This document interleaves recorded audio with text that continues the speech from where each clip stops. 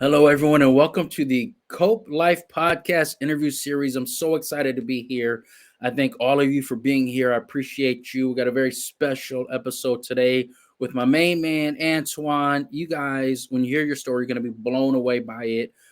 But before I say that, I just want to introduce myself to some of you that don't know me. Maybe this is your first time tuning in. I am Charleston Gaines. I'm the emotional intelligence life coach and Cope Life podcast host. And what I do, simply put, is I help veterans gain clarity so that they can live a life more meaningful and fulfilling. And so, without further ado, because I'm excited about it, I'm not going to get into a lot of details. I'm just going to jump right in, bring Antoine up to the stage so we can get this thing rolling. Charleston is an amazing experience to be here. I appreciate what the Cope Life podcast is bringing to the table. I'm Antione Howlett. I'm an entrepreneur, speaker, and author, 33 years old, born in Brooklyn, raised in Queens, New York City. Dealt with a lot of adversity, and I've learned to turn all of my obstacles into opportunities. And it's truly a blessing to be here. What I just did, that breath, that success. I love it. I love it. I love it. And that's the thing about you, man, is that when people get to know you, people get to know your energy. We can't tell, right? When you look at one person to the next, you can't tell what they've been through. You can walk into a room of 20 people and feel like you're the only one that experienced this. I'm the only one that's had trauma. And so when I speak to you, I feel like, oh man, this dude's had a pretty good life. Yeah. And and I say that because of your energy, your positivity, right? And for those of you that don't know, Antoine and I had our first conversation on Clubhouse. And then I hosted a room on Clubhouse. This happens quite often for me. I host a room on Clubhouse and one person will show up. Well, that one person was Antoine, and we talked for about an hour or so. And I was like, man, I got to stay connected to this guy. And so when I say that, and I say that because of your energy, your positivity, as well as your story, when people hear what I'm saying right now, they don't know your story. And so let's just jump right in, man. Tell us your story, man. Tell us. I can't even think of a word, man. Tell us the battle. Tell us the story. Let us know you, man. Your origin story. That's how I'm gonna call it. Definitely. I appreciate it. So, I was born in Brooklyn, New York City, raised in Queens. I grew up in a house where my father left at the age of 6, and roughly around 7 years old, my mom made the decision to leave out of that relationship because it was abusive. He abused alcohol. That situation, that environment required those type of things, and my mother made the biggest leap and left. And I was roughly around 7 years old, and the issue with that is I had no resources. I had no father figure in my life. So as little as 7, I went to the street for guidance. I remember my mom working hard late nights, selling Avon and different things and just trying to provide for me and my brother. And I'd sneak out the house and go hang with friends and do negative things. And just as a child, and it was just my way of thinking that I would find a father figure of how to be a real man. And it was never a good thing. And roughly around the age of 12 is when I was introduced to marijuana at a young age. And now there's speculation about how good and bad it is, but I always say the mind isn't ready for that stuff just yet. And at that age, I use it as entertainment. But now I see that I was actually compressing pain. I was compressing pain at a real young age. When you don't have resources, you compress at a real young age. And it's always good to have people that's watching. And over time, I had my little successes as a young kid, and I had some downfalls. My mother really got tired of it, and she said, Antoine, you got to start doing the right things. This is not you. But I couldn't understand. I was really hard headed, really, really hard headed kid. And over time, I could see it in her eyes that she was getting tired. So this is roughly me growing to the age of 14, 15. My mother said, hey, you know what? You're getting kicked out of school for a whole year in high school. I literally showed up probably 2 months, and it was looking real terrible. She saw the future that I couldn't see. And during that time, she said, you know what, we're going to up and leave and go to Pennsylvania. So I was roughly around 15 years old, 15, 16 years old. She said, "We're out. We're leaving the city. You can't deal with this." And she was right. But as we left in that U-Haul, the same habits came with me. The same habits came with me because I didn't have the resources. I didn't have a person to say, "Hey, what's going on? Hey, this is the right direction to go." I didn't have that person. Everybody was basing their life off of entertainment. The environment that I was in required me to smoke weed, drink alcohol at a young age. And it's something that's important for us to understand. Every environment has a requirement. It's your job to find out what the requirement is and are you settling for that requirement. And at a young age, I was just really in a negative area. And that was pretty much till 16, 17 years old. We moved to a town called Whitehall, Pennsylvania. I was literally like the fourth African American kid in that class. And I just felt good. I felt something new because it wasn't like New York City. New York City, I was in a high school that had pretty much like 30 police officers there stationed. And I moved to Pennsylvania and there was only one police officer there. And I'm like, wow, this is freedom. This is freedom here. But I know it's just a different school. I didn't know. And as I started educating myself and going through the school here, it was a big transition. Like real education existed here. And now that I know it's due to finances, due to certain things happening in the education system. And over the time, I still had little hiccups, right? I was roughly like 17 in school, got my first A in school. New York, I went from, remember, I literally six months out of school and to Pennsylvania actually getting the first A because I had a little bit of change in me. I said, I want to do something right. And over the time, my mother was just like, it's little, but it has to be great. You have to do more. If you want to succeed, you have to do more. But me being hard headed, I never understood that. I never understood that. And just being around the wrong people. So, roughly around 18 years old, I was hanging with a couple friends, ended up getting out of high school, graduated. It was great. And I was hard headed. I didn't go to my graduation. I didn't go to my prom. I was just a stubborn kid that's, I'm too good for that. I'm hanging with the older crowd. And that was wrong. That was literally the worst thing I could ever do. So, roughly a little bit after 18, I ended up smoking weed and getting caught with it. And that day was a sign from God for me that I didn't pay attention to. So they caught me with a little bit of weed, and I ended up not doing time, but I had to sit in a cell for a couple hours. And my mother was like, "This is not you. You need to find something better to do." But I was hard headed. I still was around the environment that required that. And over time, I realized that today I see that I tried to change, but you have to have faith and you have to be strong. You really have to preserve yourself and be strong for the battle that's ahead of you. So my first job that I really worked at was one day of work, and it was at the local grocery store. I went into the grocery store and had my orientation, and they said, "Antoine, you can do this. You're good." They ran my background, and supposedly it was fine. So the person who's interviewing me says, "Okay, we're gonna go out there to the register and we're gonna practice bagging these things." And it's just grocery store stuff. So I'm like, okay. So as I'm at the register, the same officer who ended up locking me up for the marijuana walked in for a shoplifter. And I looked and he looked at me and I just kept training. And as he left with the shoplifter, he came back in and he told the boss, he said, "Hey, he looks familiar." And I'm just like, oh gosh, here we go. And I didn't think anything of it. I said, okay, I look familiar. I messed up before, but it doesn't matter today because I'm clearly trying to change. And literally 30 minutes into that job, they ended up terminating me my first day. And that was a point at my life where I needed a lot, but it wasn't, I couldn't find it within myself. I broke there and I gave up on society as a whole. I said, clearly, if I'm trying to do something, there's people in this world that doesn't want me to succeed, even if it's at a grocery store. Mhm. And today I'm blessed to have that experience because I can give it to others. But after that experience, it broke me so bad that I went back to selling drugs.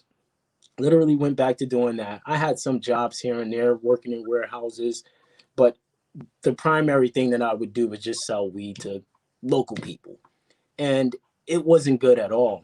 Over the time, partying, getting older, doing the same thing, but still having that old, younger me mindset, still being 13 years old at the age of 22, at the age of 23, still being 13 years old with my habits and my actions.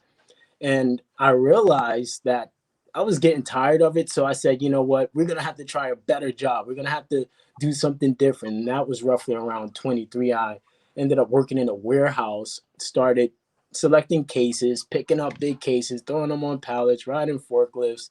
And a woman there said, hey, Antoine, you know, you'd be good in the office. You know how to communicate very well.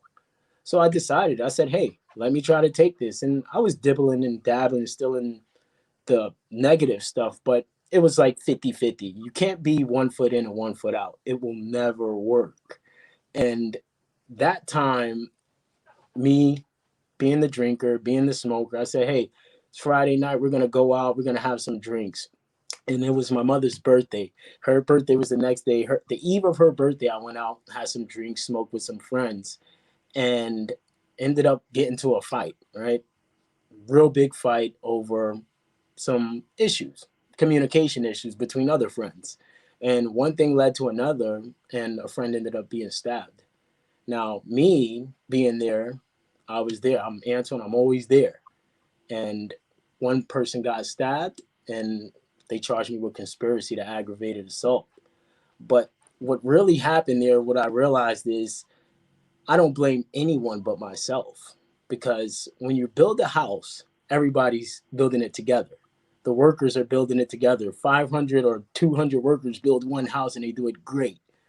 And over time, I realized that accountability starts within. It doesn't start with pointing fingers. It never starts that way. And you don't find success pointing fingers.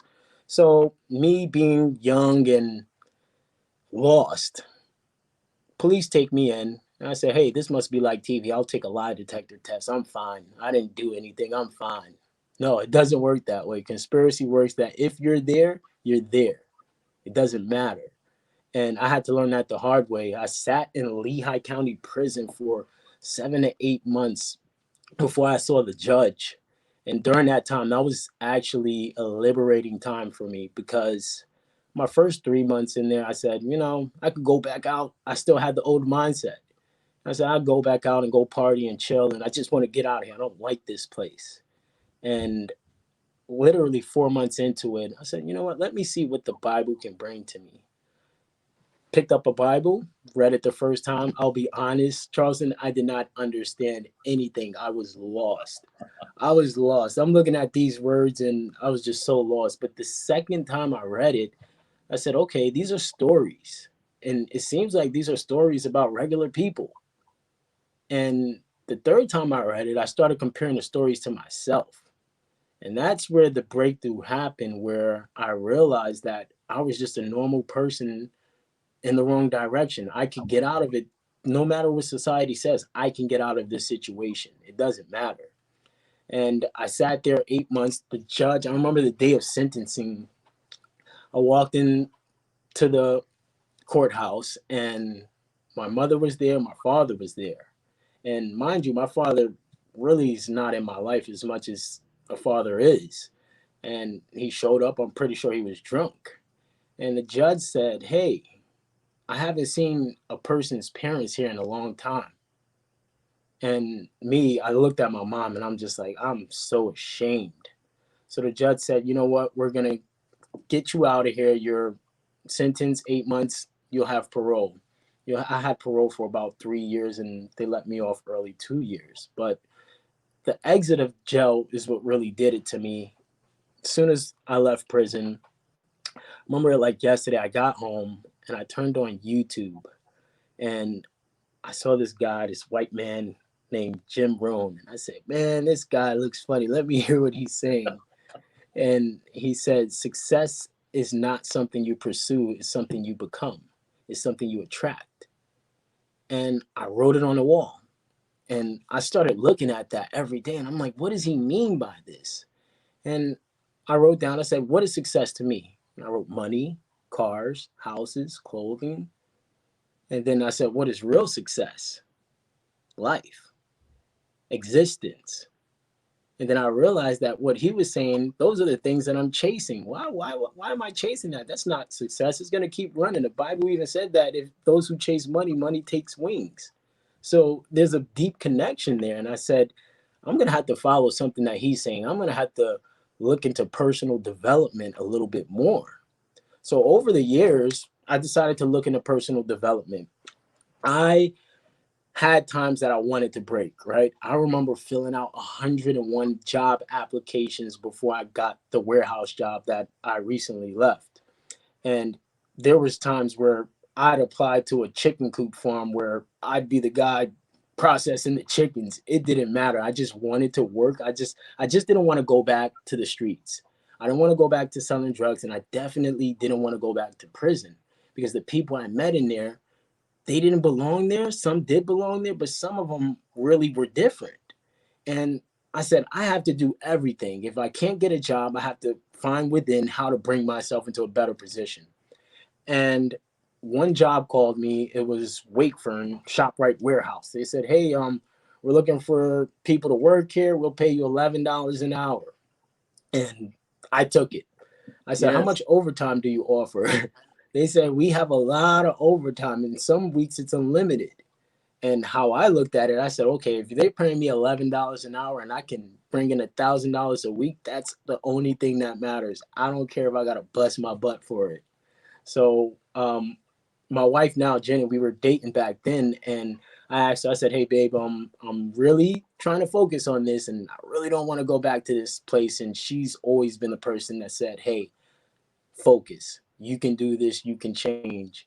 And I remember that call changed everything because the first day of work, I did like 12 hours. And they were like, "Hey, you've done this before." I did it probably for a couple months. I was new at warehousing. So I said, "Okay, I'm pretty good at this stuff. I'm pretty good at working hard." And I decided to keep with it, stay there. And over the years in the company, I met a guy named Tony, and he was a union representative there. And Tony said, "Antoine, I find something special in you. Would you like to represent these guys in the warehouse?" And I'm like, "There's 300 warehouse men here. What do you mean represent them?" And he said, "Well, pretty much when they're having trouble, you'd be their lawyer."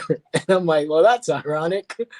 And over the time, I've learned so much just by going under his wings. I ended up negotiating a union contract with him. And during that time is where I really crafted my speaking. I learned business and corporations and how finances are handled, how you actually negotiate. And that was really, really important for me because I learned something different and I enjoyed it. So over the time working in Wakefern, ended up negotiating the contract. We did a real good negotiation, helped the guys, did so much for them. And I'm like, there's has to be something that I can do more here. So I talked to a good supervisor and a good mentor. His name's Armando. And he said, "Antoine, you got the gift to gab." And I'm like, "What is that? Let me look it up." And it's just the art of speaking. And I decided, I said, "Hey, Armando," I said, um, the new hires that we're getting in here, they're real young guys. We had guys coming in at the age of 50 as well, just coming into a warehouse. I said, "I'd like to talk to them about the benefits of the union and the benefits of working. And there's nobody in the company doing that. Can I do that?" Now there was always stipulations with the union and the company coming into an agreement. So he said, "You know what, we're going to give you a shot. Speak to a class of 20 individuals and inspire them to work." So what I would do is I'd go into the meeting and I'd tell the guys about the benefits. These guys could care less. They were young. You tell them health insurance and they're just like, "Tell me how much I'm making an hour." Yeah. And what I realized is for this crowd, what would change if I brought up my story? So when the supervisor would walk out, I'd bring up my story and I'll tell the guys, "Hey, my name's Antoine. I ended up catching a felony. I worked here real hard, 90 days straight to buy a house, 40 days straight to buy a down payment for a car. You can do the same thing too." And that speech actually stuck with the workers more than the speech of them, me telling them, hey, this is how you work, or this is what the company brings to you. And I started practicing it. Every week, I'd probably speak 5 to 6 times to different guys. And I realized that people were saying, hey, where can I talk to you outside of work? And that's when I decided, okay, it's time to realize that your pain, your obstacles that you went through is actually an opportunity to give to others. And during that time, I started a website called becomeyoutoday.com. And over the journey that I've been through, I was always a student. I'm always a student to information. But what I realized is so many people think there's a price on information, but the information is actually free at some point. And I decided to start Become You Today as a resource for people to find tips in emotional intelligence, financial literacy, the things that actually helped me get to this point was the resources that I found. So it's weird to say, but some people wouldn't go to one site, but they'd go to one site because I made it. And I said, okay, if they're going to come to my site, I'm going to give them this good stuff and they are going to enjoy it and they're going to use it and learn from it. And that's where I'm at today. I've started a trucking company called Chasing Deals Logistics. Ended up leaving that 9 to 5. I took a big leap, and that was scary. And it's a blessing to be here. I have Chasing Deals Logistics, BecomeYouToday.com, Howlett Creations LLC. It's so many different avenues that I've learned in entrepreneurship that I can do. And that was just the best leap. The leap that I took, I always tell people there's 4 acronyms that I use for it. There's an acronym that I use for it. And I took the leap. I focused on leadership, experience, accountability, and purpose. And I believe that if you focus on those 4 things during any leap that you take, you're going to grow. You're going to grow. You're going to get to the next level, whatever the next level is. Even if you need a job, if you focus on those areas, you'll get to the next level. If you want to get out of your job, you focus on those next areas and you'll get to the next level. And that's what I use to kind of get to my point. And I just want a lot of people to understand that if you really, really focus on yourself and develop yourself personally, you can do anything. Man, I love your story, man. You're such an inspiration. I'm gonna tell you, man, I'm a good listener, and I have a bunch of questions about a lot of different things that you said. And Gotcha. because what I really want is that I really want people to understand your perspective and your emotions during different parts of your story. Yeah. And so the first thing I think about is when you talked about, your father not being there and then you turning to the streets. And so here's one thing a lot of people don't understand is that we're social beings. We need companionship. We need connection. Yes. Lots of research has shown that even babies without physical touch and connection develop mental disabilities.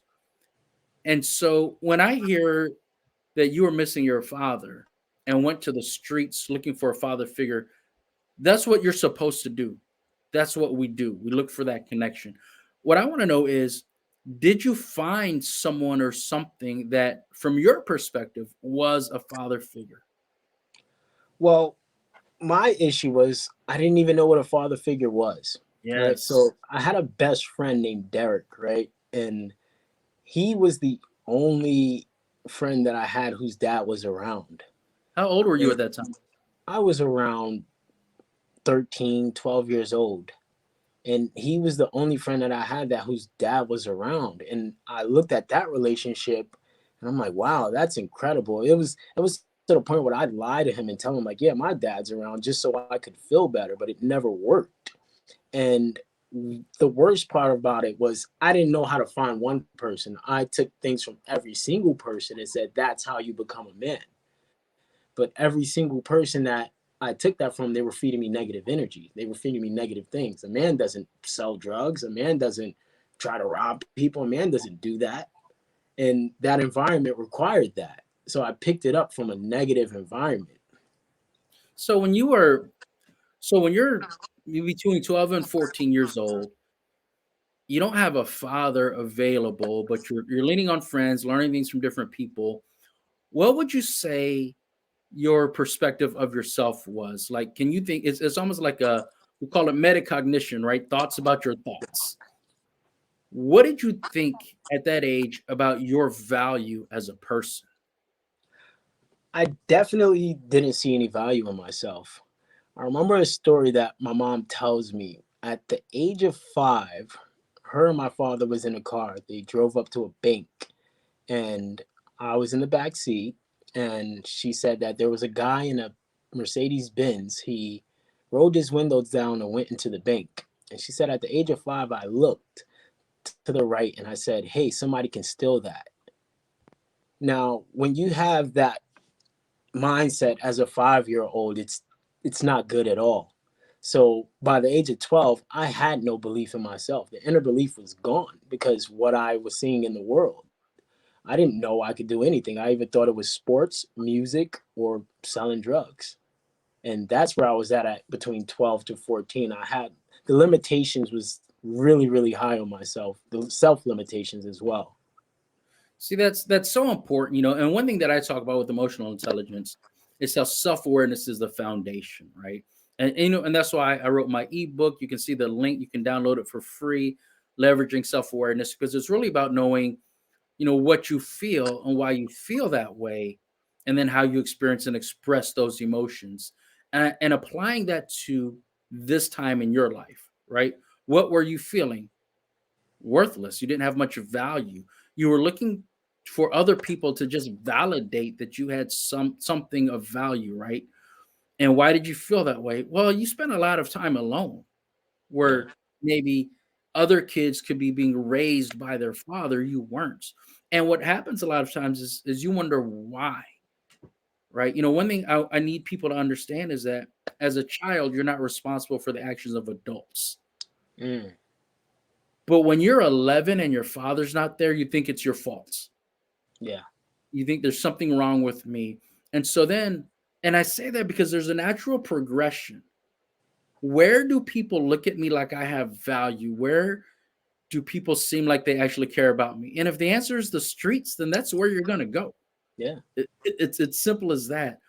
Simple as that. So when you went to the first time that you went to jail, you said you were there for a couple hours. You were caught with some weed, and then did that? How did that impact your sense of self worth? Just who you are, even your trajectory, like who I am and who I'm becoming. Did you even think that deeply during those couple hours? I didn't think that deeply.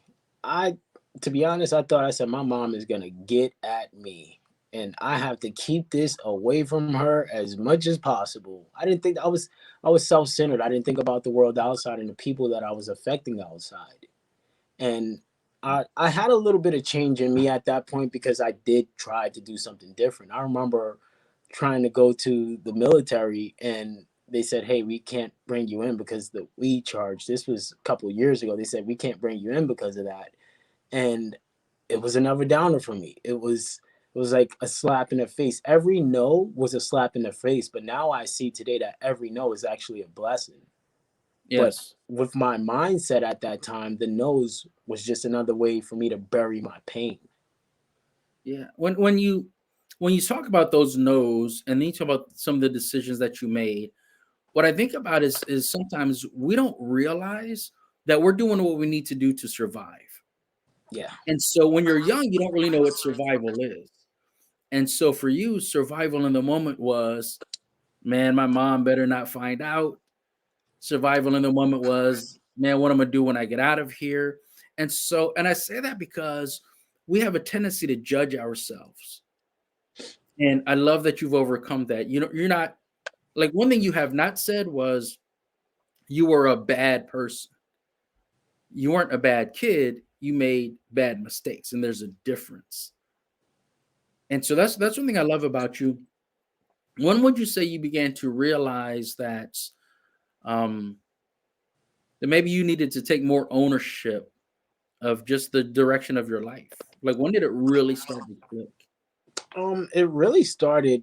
There was one incident while I was incarcerated, and I don't usually bring this up, but it had nothing to do with me. It was about a younger kid who came into the jail. I was in considered the violent section with people who had high risk crimes, and this younger kid came in. looked like he was 17 years old, 18 years old, and he came in and he looked at me. I could see in his eyes that he don't want to be there. Now, me, I look a little bit younger, but I'm kind of older, supposedly. But I started talking to this kid, and I said, what are you in here for? And he said, man, I went here to this side of town to pick up some marijuana, and my friend in the car ended up killing the guy for the marijuana, and my friend left, and the cops came, and I was there, and I looked and I said, whoa. And I said, what type, like, what the, like, how much marijuana were you trying to get? And he said, just a bag. And after that, I realized there's multiple perspectives you can have. I had the perspective of being him, like, wow, that really sucks. Then I had the perspective of his friend, like, that is wrong. Then I had also the perspective of the kid who lost his life because of that. And all of those people could have been me. And at 17, 18, I said, this kid, I remember when I was that young. He just needs better resources. And that changed me while I was incarcerated, because it's in a moment, anything can happen that could throw your whole life away. And this kid is serving 24 years right now. And I'm just like, wow, like that quick. The quickness of a decision. Every action has to be monitored in life, every action. And that was a big change for me. His story really changed a lot for me. Wow, that's crazy. Like when I think about those 24 years, because that's I mean, if he was 17, right, then that puts him in his 40s. He's lost so much time for things that in the moment. So you make a decision that turns bad, but in that moment, in the micro moment when the other people were acting, he had no control. Yeah. And it's so crazy how that happens. You remind me of when I was in the Air Force. There was this thing called correctional custody, where we would take these people, these young airmen, and they would essentially be in I don't know, like correctional custody, right? So it's Yeah. kind of like bootleg jail just for airmen. And we would take them to a Scared Straight. We would take them downtown to the jail for a day. And this was in San Angelo, Texas. So I went down to the county jail with a couple of these guys, and you just see guys in there, you see inmates, and you talk to them. And one of these kids, he said they had a 3-strike rule or something that they were applying, right? So he was 22 years old. He said he was caught with a kilo of cocaine, I think, but it was his third arrest. Mm-hmm. And he said, I'm going to die in here. 75 years, no chance of parole because of the 3rd strike rule. Yeah. And I think about it, so like when I think about that, I think about how so many people's lives are ruined by really bad decisions in the micro moments. Mm-hmm. And that didn't happen for you. Like your life isn't ruined, you're thriving. But when people hear your story, they can hear poor kid in the streets, selling weed, making bad decisions, ended up in prison. How do you get people to recognize that actually kind of lucky Yeah. and that things worked in your favor? Like, don't feel sorry for Antoine, I guess is what I'm saying. I call it luck by action, right? Yes. So it's luck by action. And the reason why I say that is because every action has a reaction.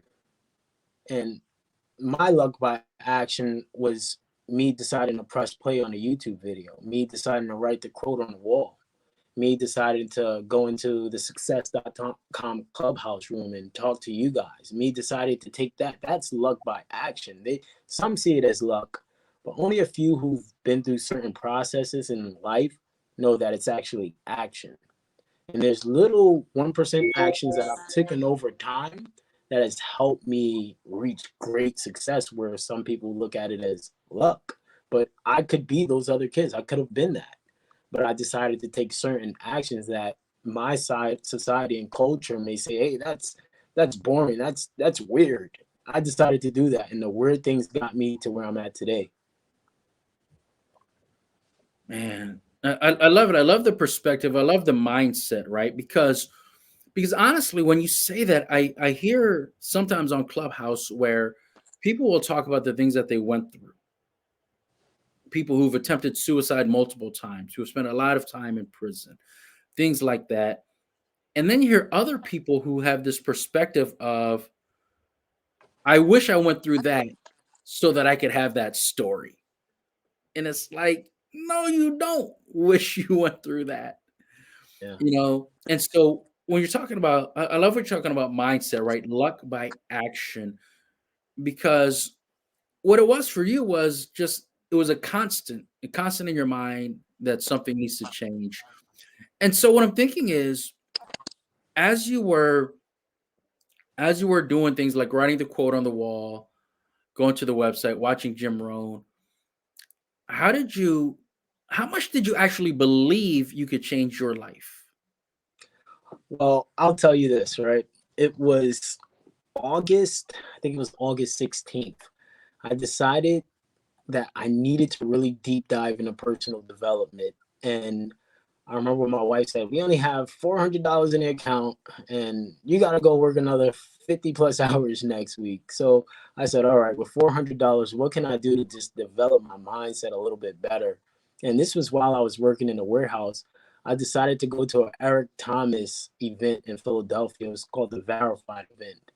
And I sat there and I listened to him speak.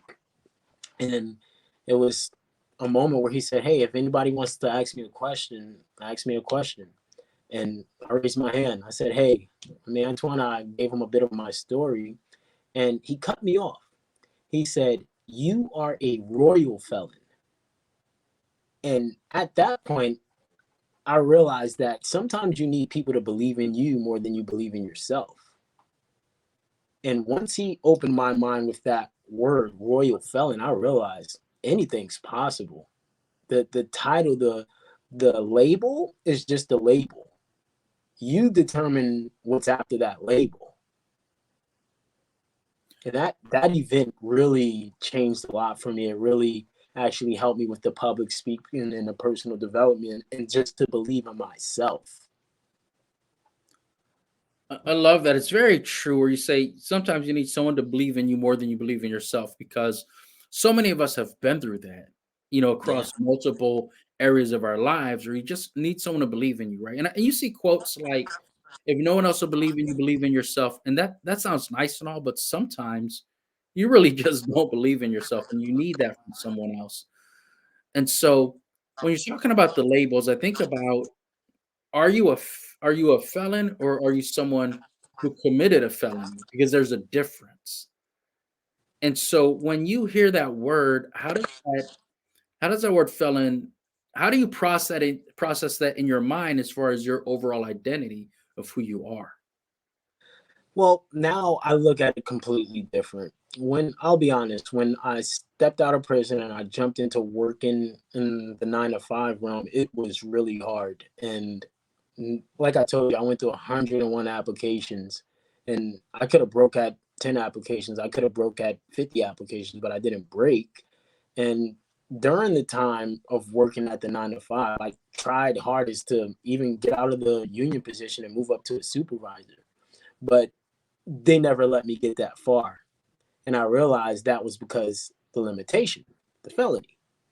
And over time, I said, okay, if these companies, these corporations understand that Antoine's impactful, but due to rules, we can't let him thrive here and let him help us here. What can I do differently? How can I show them that even with this felony, I can succeed even stronger, even better? I could actually mentor your supervisors, even with this felony. And over time, I realized the felony is really just a mental limitation. There are some situations where you can't do a lot, and I understand that. But for me, it was just a mental limitation. It was just okay. These jobs will not accept you. What can you do next to show people that anything's possible? I didn't look at it as bad, bad, bad. I looked at it as God's actually giving me a different way out. I like that. I like that because, again, it's about mindset. and you had to choose your mindset. Because so for example, when they say we're not going to let you do this because of the felony, lots of people are in that situation. And it's very easy for you to say, that's not fair. Why are they doing this to me? And then you blame them and you whine and cry about it. And a lot of times the complaints are valid, but you Yeah. chose a different mindset. And I really appreciate that. So let me ask you this. Let's switch gears a little bit here. So now that you are doing the professional speaking, now that you're having that impact and influence that people need to hear your story. Who are you speaking to? Where do you feel that you're having the greatest impacts? At-risk individuals, at-risk individuals, and that can be any age. The thing in America, you can catch a felony at any age. And sad to say, our society has a lot of at-risk youth. We have a lot of at-risk millennials. We have a lot of at-risk elderly people. And it's just to the point where I've realized that that's my core group where I'm like, hey, you can get out of any situation. Even if there's something called the prison of experience, right? That can make a person at risk. A person who's went through my childhood experiences, that's a limitation. That's a prison that they're in. And some people actually take them with them till they grow older. My journey and my reasoning is to help those at-risk individuals get up out of their situation. I like that. I like that. When you talk about the at-risk youth, one thing that I think about is how you talked about so many times you had a lack of resources growing up. And I think that's very important because a lot of people, when they think of at-risk youth, they think bad kids. But in reality, it's a lack of resources, whether it's a lack of connection to role models or maybe just the way that the finances are set up. The school just isn't very good, right? Um, Absolutely. but you chose your mindset through multiple different scenarios, living in multiple places, lots of different adversity. You chose your mindset. And so, what do you say to that at risk youth who says, I am who I am and I can't change, or I'm going to be me? And Hmm. what do you say to that kid? In order to change, you have to see something bigger within you, right? You really have to think of the next level. You have to think of the better you. And it'll take some time, but you really have to break yourself down, shed a tear, cry, express your feelings to others, speak, and then listen.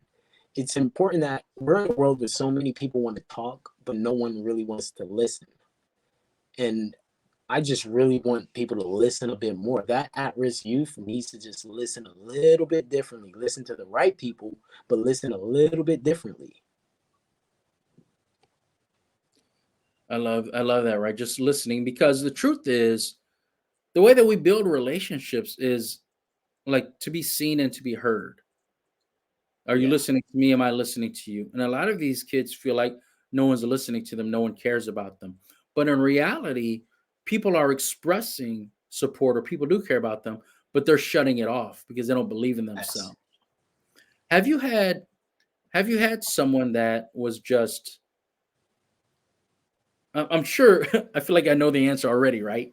But like someone that you can just see like the anger like spilling out, like just even in their body language, like I'm angry, I hate my life, and like everything sucks. Like they're just a ball of anger. Yeah. There's one you'll meet a lot of individuals like that. And on my journey, I've met individuals that way who feel that they are nothing. And one thing I express to people is you'll never really see me talk about money. The reason why is because I believe success is in the breath. We're here, and that is success itself. Everything else around us is just marketed to us. It's influenced to us in a certain way, but existing is true success, right? And doing things and helping others, that's true success. So I always try to separate that from individuals because a lot of people feel that they're in this situation because of finances. If you look at the statistics. A lot of people really think money's their issue, but it's not money. It's actually the mindset habits, the behavior habits, the addiction habits. Those are really the issues. The prison and the experience, the experience prison. That's what they're going through. And for me, I just realized I have to, when I'm speaking to individuals, I have to separate the things that they were marketed and actually bring something new to them, bring feelings, bring emotional intelligence to them, let them understand their emotions. And most at-risk youth, they don't want to express that because I see myself at 14. I didn't even want to talk about emotions. At 22, at 21, I didn't want to talk about emotions. I had the ego take over everything. Yeah, when you say that, I think a lot about just about the way that we judge ourselves, right? And so when we're talking about you don't want to talk about emotion, a part of that is because, if you're in a situation where you don't have a father figure, you don't have male role models, that you can reach out to personally, you have to take your environment and decide for yourself what it means to be a man. Yeah. And there's very few examples of what it means to be a man where the example is expressing their emotions, where they're in touch with their emotions and able to have that conversation. Yeah. That is so true. So absolutely true. And it's at some point you realize that we learn emotions based off the five people that we're around.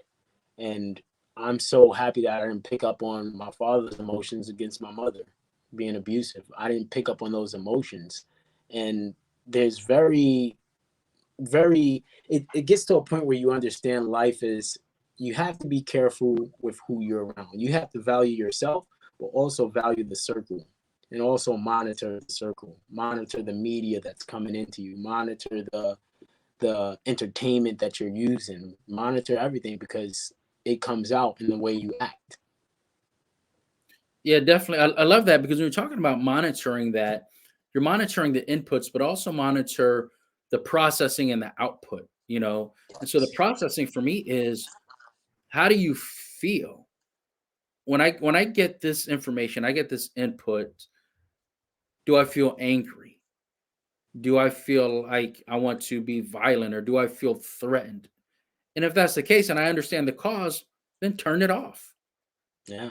And even with your circle, you mentioned monitoring your circle. There are people that, man, they maybe you've been around them for years, but people change. And now you're to the point where you feel uncomfortable around them. You have to recognize that your emotions are communicating something to you. So if Yeah. there's a reason that you feel uneasy in your body, pay attention to that. Absolutely. And then you're able to make decisions where you have to change your circle. A lot of people are worried about if I grow, right? If I succeed, if I make these things happen, am I going to leave my friends behind? But that's not what happens. What happens is they leave you Yes. because they're uncomfortable in your growth. Hmm. So, Absolutely. so with that said, man, what I want to dive into now is you mentioned you help at-risk youth and you're a professional speaker. You've got different things going on. Your email address and website are, of course, scrolling to the bottom if anyone wants to reach out to you. But really, if someone wants to reach out to you, what do you have to offer, and how do we make it happen? So what I have to offer is pretty much me, right? And my deep core experiences and how I express myself. If I can do this, you can definitely do this. If I can go from being in a basement with water going through the ceiling, falling on my clothes and spraying my mom's perfume on my clothing to smell good going into school and then coming into this, you can do the same thing. It's just being able to see that light and know that there's going to be a process of going through to get to that light. To get to the end of the tunnel, you have to go through the process. So you have to be ready for it and equipped. And there may be some stumbles, you may fall here and there, but look at the end. Focus on the end, but remember the steps in between. And that'll get you to it. That's what I offer anybody that I speak to. There's steps in between that needs to be focused on during any leap. What are the steps? Leadership, experience, accountability, and purpose. I truly believe those are the steps. I really love it. I love the idea of having a mantra, having the steps that you can apply in the micro moments. Being able to break that down. So Yeah. in this moment that sucks, what about my leadership? Yeah. What about that? What am I doing right now? How am I applying that to my life right now? And when it becomes ingrained within you, then you're more likely to ask those questions. You're more likely to hold yourself accountable. You're more likely to compare yourself to really who you're trying to be, your goal, your end state, as opposed to focusing on the negativity right now. It's that mindset, right? And so right now, what's the main thing that you're doing, right? The main thing with your business, I guess the core of your business. So the core of my business is to give. That's what it is. It's actually just to give. Give people that dose of information, that visual dose of information that you can transition. And that's what it's about. It's really about giving as much as possible, because the giver's the winner. And I've learned that over my life and over the transitions that I've made, giving has always made me successful. Giving has always made me the winner that I am today. I love it. And so when you say that giving has made you successful, how do you define success? I define success as an agreement between you and yourself of your fullest potential without materialistic items. I like that. I like that so much because I feel like, well, first of all, you had an answer, right? And it sounds simple, but there's a lot of people that you can ask them in the beginning of their struggle, how do you define success? And they don't know. Yes, What they want is the pain to stop. What they want is to get out of the situation. But what you were saying was to see the end. And if you can't see the end, if you can't visualize that, then what are you working towards? absolutely. Because like, are you even worthy of what's coming at the end? Well, if you don't know what's coming at the end, then what are you working towards? And what I love about what you're saying is that you talk about the process, and people need to recognize that they are worthy of the process. They're worthy of the work to get to the end state. And Yes. then when they do that, they can be they can be like you. They can focus on giving. They can help others get there as well. Yeah, you could definitely become anything you want. When I look at life as a tree, right? And trees bear fruits. Fruits are given to us. So what type of tree are you? What are you bearing and what are you giving to others? And that really helped me understand that, hey, you can give to more, and the things that you give can actually outlive you. That's the goal. Give something that can outlive you. I love it. I love it. I love it. Right, just something that can outlive you. Because when I think about success or I think about mindset, I think about a lot of people looking at not having enough money, not having enough time, not having enough focus. And even where you're coming from, this mindset that you're talking about is it's an infinite mindset. Your impact doesn't have an expiration date. And these other limitations, right? These other resources that you don't have, they're only barriers because you've decided they're barriers. And that goes back to your definition of success, that internal agreement where we can agree that I'm not bringing these excuses with me. I'm not bringing them with me. Absolutely. And that's just the core of it. Realizing that you're bigger than the things outside of you. And actually understand one thing that really helped me was during my time of working a 9 to 5, I was actually in college full time as well for a 2 year degree in marketing, which actually influenced me to create the ebook marketing mentality that's on my becomeyoutoday.com website. And during that time of being in college and learning marketing, I knew as a felon I could not get a job. I already knew that. So I said, okay, with marketing, there's two things you can learn. You can learn how to work your business, and you can learn the things that were marketed to you and how were they marketed to you. So with marketing, I learned that it really can decide where you live, how you act, how you think, and you have to protect what you're being marketed to. So I took that degree and I said, okay, let me focus on the business, learn how to market great content to people in a good way that's actually going to help them grow.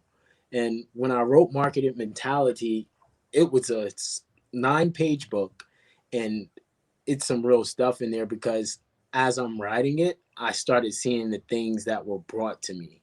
I started seeing, oh my gosh, there was cigarette logos on the store that was down the street from our school. What the heck was that doing there? And I realized, yeah, that's why B was smoking cigarettes at 8 years old, because the access was so easy. And over time, I'm just like, wow, these things, there has to be someone or something that can stop this, that can filter this, that could show people, hey, if you come here, you'll be marketed to positive things. You'll be marketed to things that's going to help you grow. And that's what I got to the point where doing that 2-year degree was truly a blessing. And I got that degree literally by the hands of the union. It was completely free, a 2-year degree, and I took it with me, and I decided to go for it. And I got it, and I showed my mother, and I'm like, thank you. 10 years ago, I tried to go to college, and I completely failed that. I only passed business, and I went to party the rest of the days. So 10 years later, I have a degree in marketing, and I can give it to others. I love it. I love it so much, man. I appreciate you so much for being here. Man, Antoine, you're the real deal. It's funny. I remember when we were talking on Clubhouse before, there would be certain rooms where you would join the room and you would be asked to speak. And I remember your response would be, well, I'm at work right now. Yeah. And I'm just like, this dude is grinding. I remember you, because you talk about working 90 days straight for the down payment to buy the house. And I remember, I think our first conversation, you were at like day 70 something or 80 something. Like, Yeah. It was and I'm like, hard. it reminds me of this line. I forget what song it's from. I forget the artist, but there was a line that said something like, getting my body to do what my mind tells it to do. Absolutely. During those 90 days, I remember it like yesterday. My wife, we were in the apartment, and we knew we just had to move. And with the felony, they said, hey, you can't have this place, you can't have that place. So I said, okay, we have to get a home. And she ended up finding a house that wasn't even built yet. And I said, okay, what's the cost? She said, oh, it'll take you this much thousand to have the down payment. Now she was working insurance, which was incredible, but it wasn't enough, and I could get it through the overtime. So I said, okay, I'm gonna have to do 12 hours plus 14 hours when I can for the next 90 days, because if we don't meet the 90-day mark, we won't have the money. And I said, well, every morning I prayed. I said, God, please let me get through this day. We got 72 more days left. And I got through it, and we met the closing costs, and actually was the first cousin in my generation to have a house. And it was incredible because I was just like, I didn't even know what I was doing. I was setting the standard. And you, us as human beings, when we do great things, put it like this: when our community is negative and we do get great things, we set the standard. Yes. That's what it is. You have to set the standard in your house. You have to set the standard in your community. You have to set the standard in the world. And that's a big responsibility. And once you take it on, it's incredible. It's incredible. That is a blessing. I love it. I love it so much, man. So I got one more question for you, just for us to close it out. You went through a lot, from what you endured as a child, what again, your time incarcerated, working 90 straight days while going to school full time, while of course having a family. And so when people hear that, it sounds really hard. My last question to you to close us out is, what do you say to the person that says that's too hard? Well, I'll tell them this: it's hard. That's absolutely true. But the hardest things to go through get you the greatest things to see through. The hardest things you grow through will get you the greatest things that you can see through. And if you stick with the hard, you'll be as more successful than you think. Stick with the hard, because the easy route isn't always the easiest at the end. I love it. I love it. Thank you so much. Thank you so much for Thank being you. here, man. We're gonna do this again. We're gonna do I this again appreciate because it, man. I know that you have a lot more to offer. So we're gonna do it again. But again, I want to say thank you very much. Thank you for everyone who was here, everyone who joined in, and Truly appreciate it, and I love what you're doing here, and it's an amazing thing to be a part of this community. And just remember, for everybody who's viewing this, turn your obstacles into opportunities. Anything's possible. You can do this. Stick with it and grow. Stick with it and grow and become you today. That's it. Just become you today. Tomorrow's not the start, but today is the start. exactly. And with that, I'm gonna close it out. Thank you so much for that, and I will see all of you guys next time. Thank you for joining us on the Cope Life podcast. I appreciate it. Thank you.